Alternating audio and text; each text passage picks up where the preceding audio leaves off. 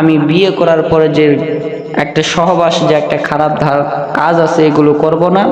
আমি সর্বসময় পাক পবিত্র থেকে আল্লাহ রসুল সাল্লাল্লাহু আলাইহি ওয়াসাল্লামের সুন্নতকে মানব এবং আল্লাহ তাআলার ইবাদত করব।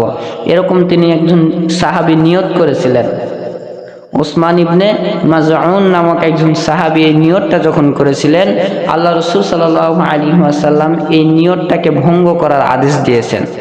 আল্লাহ রসুল সাল্লাল্লাহু আলাইহি সাল্লাম বলছেন, ক্বালা রাসূলুল্লাহ সাল্লাল্লাহু আলাইহি সাল্লাম রদ্দা, রাসূল সাল্লাল্লাহু আলাইহি সাল্লাম এই মান্যতটাকে ভঙ্গ করতে বলেছেন। অর্থাৎ উসমান ইবনে মাজউন রাদিয়াল্লাহু তাআলা আনহুকে আল্লাহ রসুল সাল্লাল্লাহু আলাইহি সাল্লাম বললেন যে তুমি এই মান্যতটাকে ভঙ্গ করে তুমি বিয়ে করে ফেলাও, কারণ বিয়ে করা হইতেছে ফরজ।